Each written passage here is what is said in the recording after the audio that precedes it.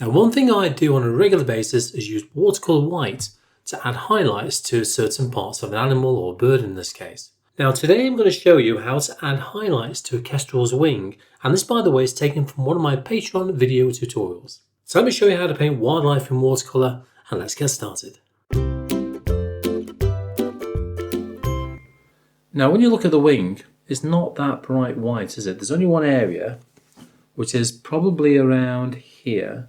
It's got a bit of a white line coming down, not really bright, but not far off. Just toned down a fraction. And also this feather here as well, so it's slightly brighter on this left-hand side of this feather. So I'll show you how to do a couple of these, and then I'm going to go to a little bit of music while I do the rest of this the same way. We just need a little bit of white in places, so we'll then blend it out. So here we go. I'm going to go for something like a milky consistency white, so it's not too thick. Something like that. Okay, give it a tap, and then in we go. Let's start off with this one here. I'll put a line there first of all. Now it's not right to the very top though, so start a little bit short, like so. Then bring down a line. How far we've got to go? Not too far. A little bit further, slightly wider. Get a little bit more there. Bring down the line to probably around there and taper it out. Like that. Flick it out. Maybe widen it slightly. Okay, rinse that brush out so it's nice and clean and just damp. Put a little bit of water or damp area just beyond that white, and then tickle that in so it just softens into that damp area. Like that. Clean brush again, do the same again.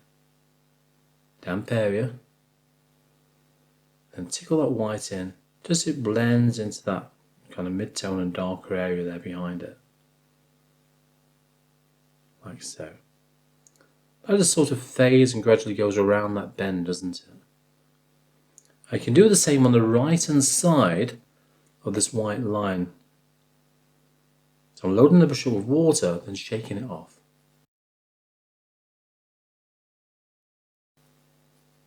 And there you go, that's one little white area just about done there. Just fade that tip out there. There you go, that's better. Okay, so that's one feather done.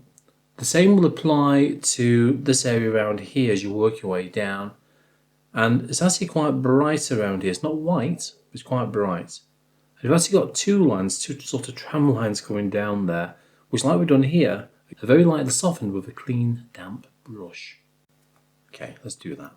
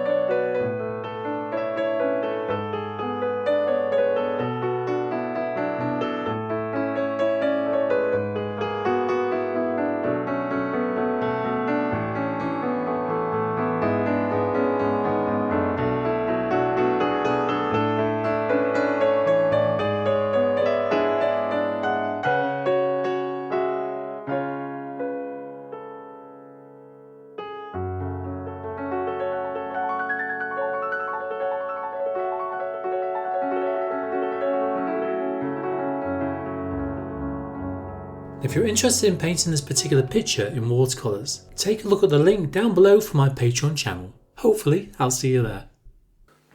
Then when you work around these areas here, all these little individual circles and markings that you've got, when you start to study each one, one by one, you can see the slight differences within each section, can't you? The way that it's a little bit whiter on one side or paler on one side and then gradually gets more grey. It goes over towards the left in this case, around that one. Now when you got these in, I've got to work my way all the way down that wing yet. Again, usual thing, dampen away first of all, then tiny circles and tickle that in to that damp area, just to soften it a fraction like that. That sort of blends into that grey again, doesn't it? But it's slightly lighter now on that right hand side. So if we just do that on the second one, just this one here, so damp away, and tiny circles again. And you can see a gradual colour change, can't you, on there? Right, let's carry on down here now. Look around all these individual sections in between these lovely grey kind of brown markings we've got. Notice that in places we've got a little bit of a feather. For example, 1, 2, 3, that one there, counting them up. You've got a little white line, bit of a curve coming down and across that area there. The more you look, the more you see, remember. And also between the feather sections, you've got a little white line, barely visible, working its way down. So make that a little bit milky.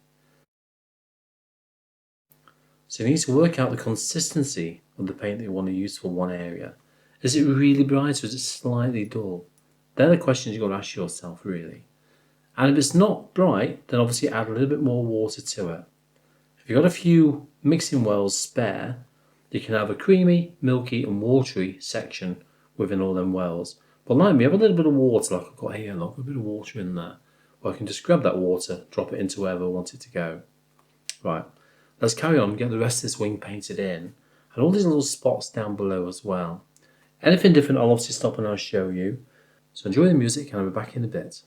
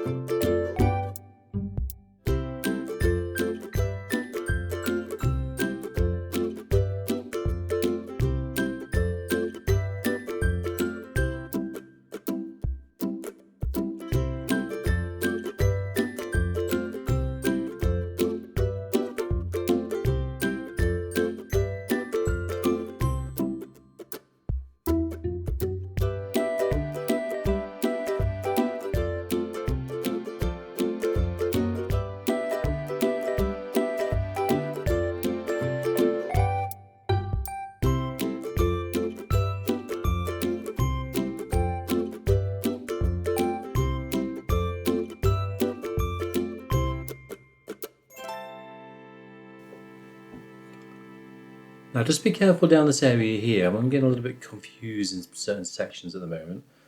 I started putting some white in these areas here because a bit of a kind of twist, isn't there? We've got a twist from this feather here, and this one sort of kind of curls around, marginally curls around that area there. So I've added some white lines in. They're not quite right just yet.